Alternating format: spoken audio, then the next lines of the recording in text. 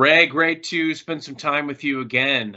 We're here today to talk a little bit about a topic that is very near and dear to both of our hearts and should be for a lot of sales leaders out there. And it's how do we retain our talent? When I'm on talking to other leaders, I often hear that one of the challenges that we're facing right now is going out and being able to find talent, build a strong culture, but also how do we nurture that talent and retain? So I'd love to get your thoughts as we dive into this thought that's frankly at the pulse of what matters to sales leaders everywhere. Yeah, thanks, Carson, and thanks for having me on. It's really a pleasure and honor to be with you and chatting. And we've shared some of these thoughts in the past, and I always learn things from the conversation. So thanks very much for the invitation. And this topic is one that we're really passionate about because it's such at the heart of sales teams today and what we're hearing from sales leaders. The challenges. So we started this year and actually went out and interviewed a number of our clients, sales leaders, VPs of sales, and leaders in sales enablement, to say, how big of an issue is this? What are they doing about it? And what are some of the creative things that we should be thinking about to keep our team on board? And I'll just start by saying I think a couple of themes emerged that yes, this is a big deal. We're feeling it, we're sensing it, and even the thought that if we don't think our team is being recruited, we may want to think again. Because there are other options out there. And so I think what's really the headwind against us is there are other options because there's a lot of hiring happening. And at the same time, people are looking around going, well, maybe this isn't the best place for me anymore. Or maybe this isn't, they're really rethinking priorities, maybe rethinking life balance, work-life balance, and causing them to reconsider. So I think we need to get ahead of it. And I think we need to do that by spending even more time with our team, understanding what's important and, understanding their why, what motivates them, what gets them up in the morning, and giving them chances to win. And what I mean by that is it hasn't been a lot of fun over the last couple of years being in sales a lot of the time. There was a period where nobody was answering the phone and nobody was spending money. And even as it started to open up, we don't know if budgets are going to be open. We're going to be out in person again. And so we really have this challenge of it's not business as normal. And we know it's probably not going back to business as normal. So, I think it's been extra challenging. And if we're not seeing ways to help our sales team win every day, every month, then I think they're looking around going, well, maybe I can go win somewhere else.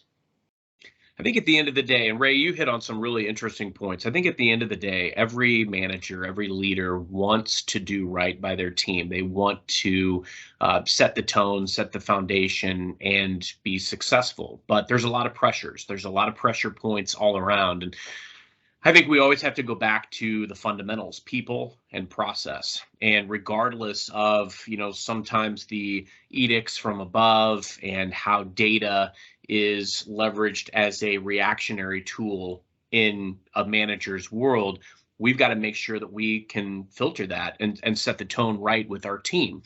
There's only a certain amount of things that you can control. And so setting the foundation, I believe we have a contract with our folks, right? We've agreed as the manager and as the organization to give the team member all the training, the resources, everything that they're going to need to be successful, put them in the position to win, as you said. And on the flip side, the candidate agrees to be the person that they pledge to be on interview day.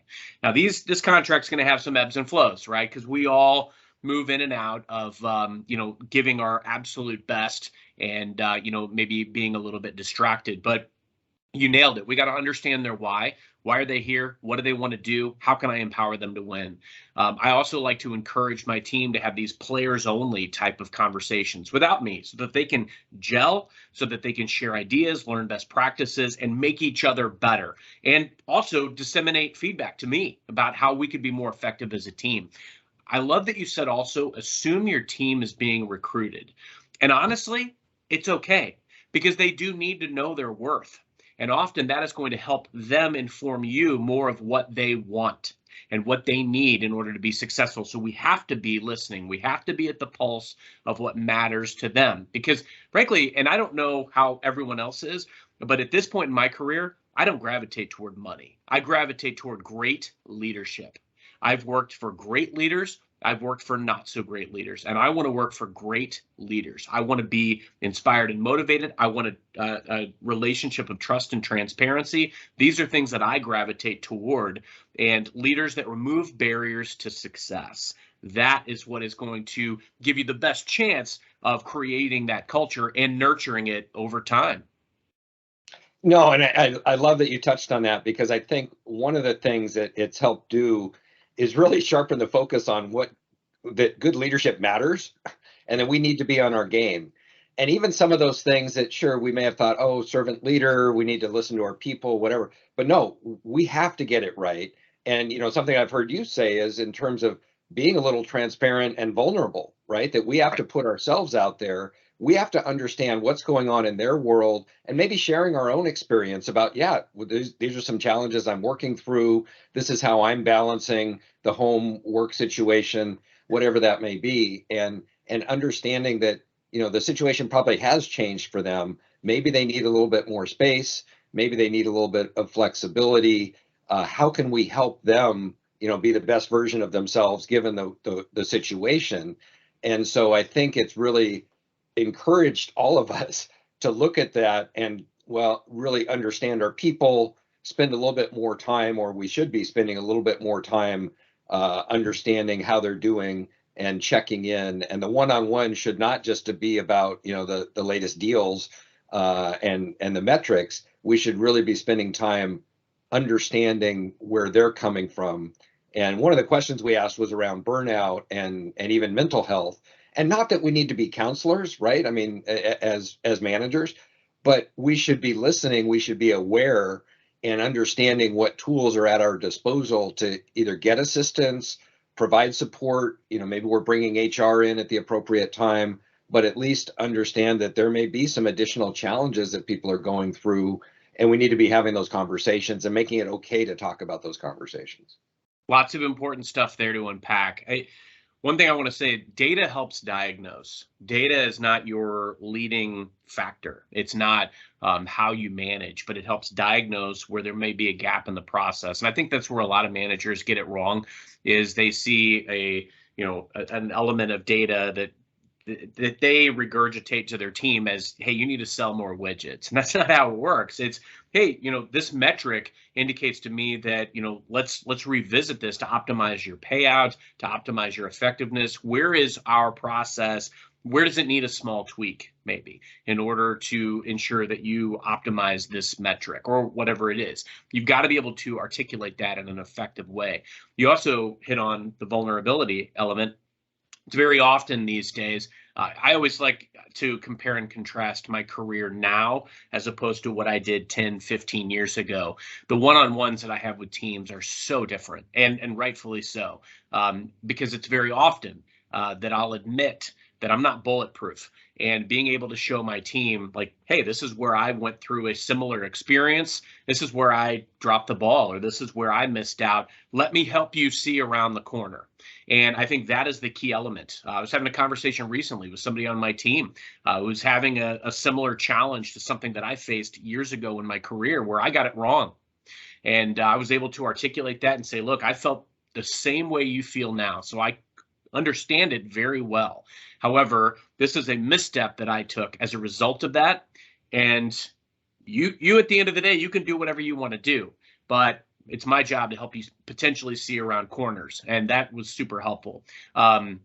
Lastly, I would say often it's our job just to make sure that we're exposing our team to all the resources that they can leverage to be successful. Making sure also that they know where they are in the process. I don't jump on a one-on-one and just talk about the deals, because if I'm doing a good enough job, I should probably already know where the deals are. The biggest area, one of the biggest compliments that I've ever gotten from my team is that I'm invited to the table. I'm invited to be part of the strategy conversations. I'm invited to be part of the customer conversations often. So I know what's happening with the deal. And often I'm silent. They don't need me. They're empowered to do their job. I'm not there to encroach, step on toes. I'm there to observe, coach, and help strategize. And that's it. And they call the shot. And I think if you know where they are in the process and you can revisit hey, this is where we were. These were our notes from our last session. This is where we agree we are. What are the steps we need to do going forward? Let's agree on that. And then we keep revisiting those milestones. That is effective coaching. That is effective manager, employee, team member relationship.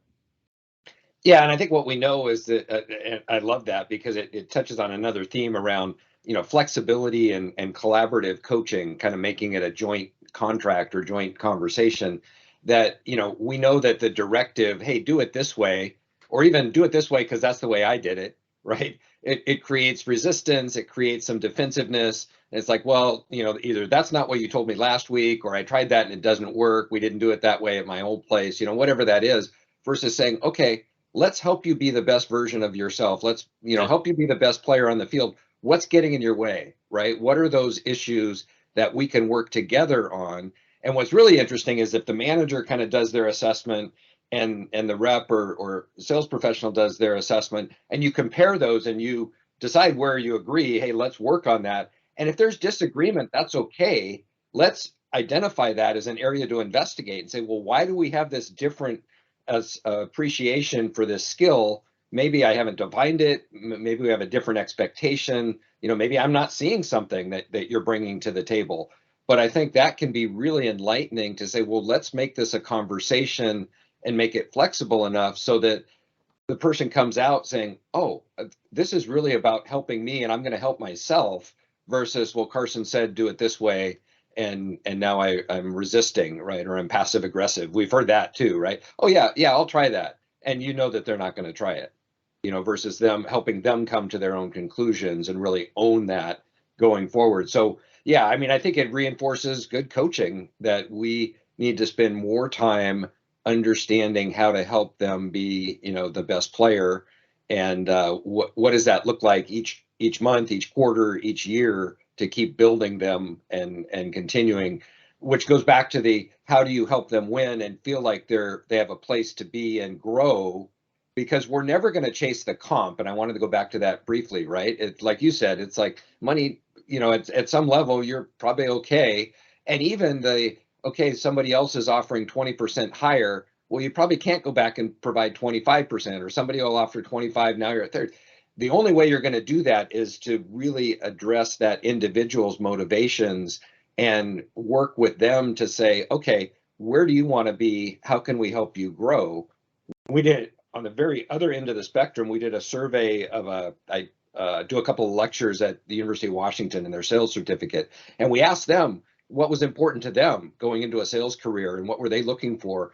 And the top thing was not about money. It was about, am I going to have a career opportunity? Am I going to have a chance to go from BDR, up to salesperson to manager to some other role?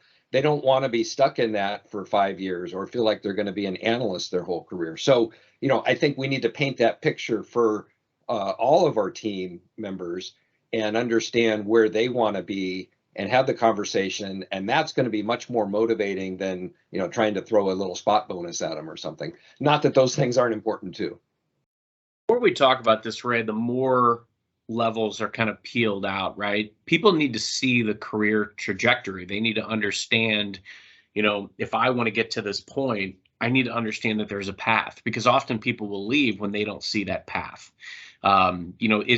Because here's the thing, I get it. Often the grass looks greener on the other side. I've had a lot of opportunities in my career to go to something else, and I've contemplated those. And I think that's healthy. I think it's healthy to explore what else is out there, because frankly, it teaches you your worth in the market. But at the end of the day, I've made the decision almost every time to stand firm, to stand pat. And it was because I thought about, like, is it worth it? Is it really worth it to start over completely at another company, rebuild my entire brand? Like, even if it's a higher pay or higher level or whatever it is, you're starting all over. You're walking into a situation where it's an unknown. Even if you're super strong at what you do, you're still going to have to learn a whole new set of people, resources, lingo, customers, everything. And right now, maybe I'm just stagnant. Maybe I just need to find new ways to fuel my passions and infuse them into what I do.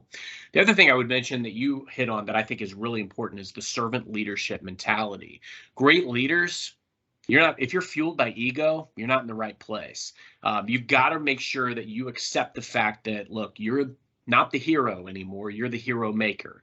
You've got to set people up in a position to win. Your team, they earn the right to be here. So it isn't about telling them to do things a certain way.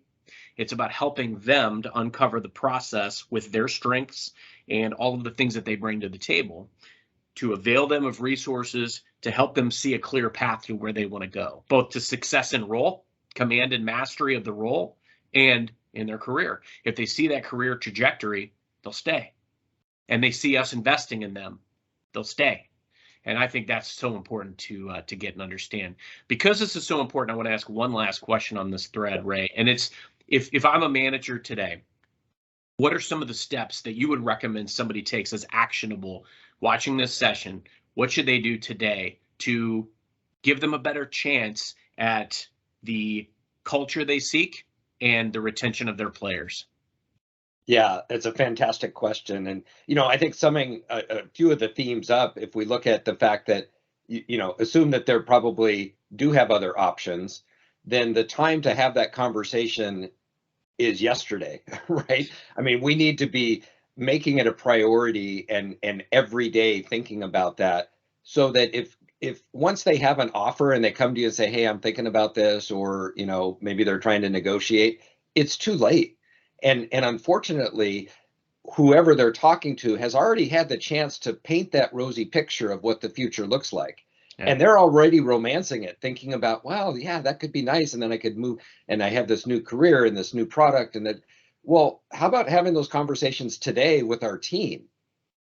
What does this look like for you in 2 years and 5 years? How can we help you get there? And let's build that path for them, so that now they're excited every day to say, oh, no, I see where this is going.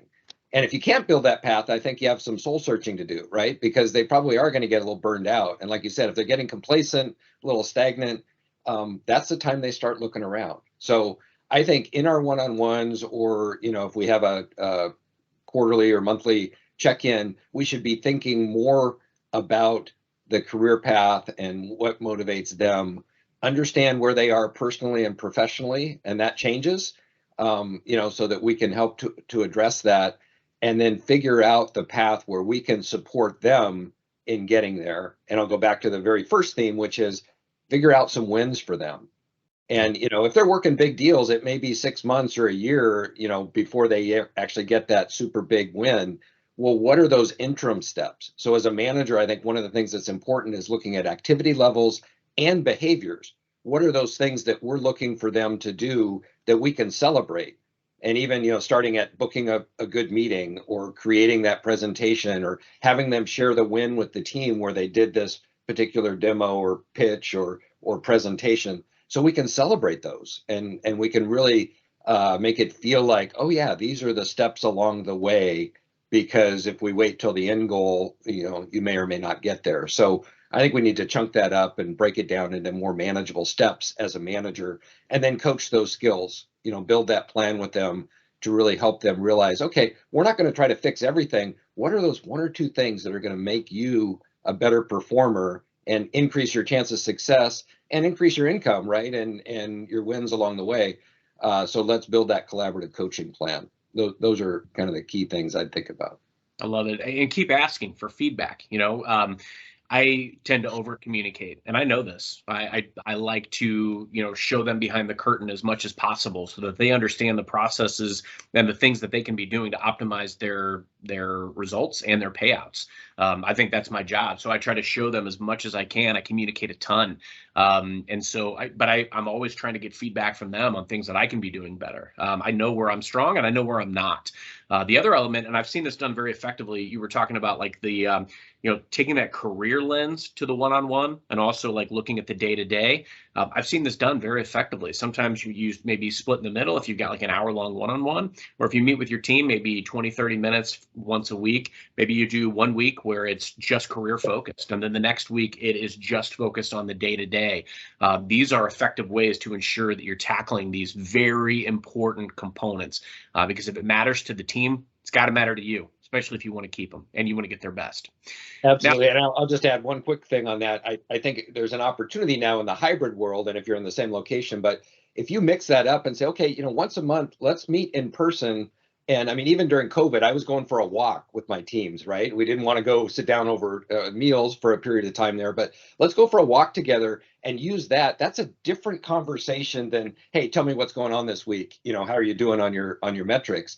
So I think we can do that, but now maybe that is a lunch or a dinner or some other things that no, this is different. Let's set aside some time to talk about you and get away from the daily grind, right? The day to day, and focus more on what motivates you and where you're going. and here's a vulnerability moment. I had a while back. I was my manager guided me in a scenario where I was always jumping into calls going straight to business because I never want to waste anybody's time. I know that people's time is precious, so I'm always just getting right to the point. And she told me, she was like, start with the personal element. We're all people at the end of the day. Do that check-in. It's important because it sets the tone as opposed to just going right into the business. Make sure you're leveraging that to build the foundation of just that personal connection. And it's a true statement, right? I think it definitely puts you at ease. It sets the right tone for the conversation as opposed to immediately diving into the business and not knowing exactly where it's going to go. Also, just having an agenda. Like if you've got a few agenda items of things that you want to touch on with your team member, send it to them at the beginning of the day. Just say, hey, these are some of the thoughts I had for our meeting later today. Would love to see yours or hear your thoughts. These are types of things that I think are, just communication is critical, because I think where issues transpires, where there's miscommunication or there's misunderstanding of what's a priority and what's a priority for whom. We spend a lot of time as leaders getting, told like, hey, this is a priority. This is a priority. And don't get me wrong, like these things shift a lot. So it's up to us. A lot of times, that manager role is so important, but it's also very challenging because you have to articulate that in a meaningful and impactful way to your team so that they understand the reason for the prioritization, the reason for change, all of those types of things. And those factors will go into, a lot of times an employee's decision to stay or to go. If they see something that's less complex, if they see something that is more rewarding, and if they don't feel a strong kinship with their team and with their leader, the chances of them going, it's fertile ground to leave. Absolutely. Yeah. And we've known for years that, people quit their manager, or at least their relationship with their manager is one of the most important factors. And so I think as leaders, we should be waking up every day going, well, how do we improve that? How do we make it about them? How do we make them successful? And, let's have more of those conversations, starting as soon as possible. Yeah, I couldn't agree more. I've been reading a lot lately of great athletic coaches and like their books or books about them. And just to your point, Ray, it's always revisiting what is it that is going to get us in the right mindset for success. Yesterday, let's take the lessons, but not dwell on anything, the successes or the failures. Take the lessons, infuse them into our process and what we do going forward, and just keep learning and keep moving forward. And I think that's the key element, is making sure that, as a leader, you are just continuing to guide forward and ask yourself daily, what can I best do to focus on the team? What does this person maybe need to hear from me today? You see them do a phenomenal job at a presentation, or even send a good email, send a note of encouragement. It takes a few seconds, but that deposit, that investment that you're making in them goes a long way, because people crave feedback. They want feedback, even when it's constructive. I welcome constructive feedback. I've been very clear with leaders in my career where I want to go. And so I need to be told, like, what are the areas that I need to double down on? And if we're not helping them, we have to sometimes distance ourselves from the fact that, yeah, sometimes it's uncomfortable to give constructive feedback to somebody, but you're doing nobody a favor if you spare them that feedback. You've got to make sure that they understand that feedback and how they, so that they can make the decision to modify based on that, so that they can get where they want to go. Yeah, I mean, our sales management program, we talk about high performing organizations and kind of the DNA of what that looks like. And one of the key aspects is creating an environment where it's okay to talk about performance. And you talk about sports teams, right? They've made it okay. You expect that. You expect to have those Monday morning conversations. Well, in our sales teams, I think we need to be creating an environment where people seek that feedback and also feel like it's okay, right? I'm not going to get chewed out. It's not going to be negative all the time, but it's okay to say, hey, Carson, can you give me some feedback? How did that go? Or what other input and guidance would you provide? And we need to spend more time catching them doing something right. Right. So to your point about the positive feedback, reminding ourselves that, yeah, it should be more like 80-20, where we're 80% of the time saying, I really loved how you did that. Specifically, here's what we should keep doing. And maybe you could model that for the team, or maybe you could share that video. Maybe we can provide that as an example for others. That really lifts people up. And it also shines a spotlight and says, well, no, this is what good looks like. And then here's something to work on. So let's work on those constructive areas, but creating a high performing organization where it's okay to talk about improving performance and what are those things we do to, perfect the swing or improve our speed or strength or agility or whatever that is. Like, okay, here are a few things. Now let's lean in on this and do what we need to be a better player. Yeah, I mean, you don't improve your batting average by drastically overhauling your swing. You might make a few tweaks and you go back to fundamentals. And I think that's the element of a leader, is making sure that we keep everybody grounded in that element, and that we go back to some of those key fundamentals that are going to make us successful. Catching people doing something right. I always try to look for ways to replicate the strengths and successes of my team for wins for other people. And I challenge my team to do the same thing, because it all boils down to impact that you're having and the tangible outcomes that you're driving. And can you articulate that?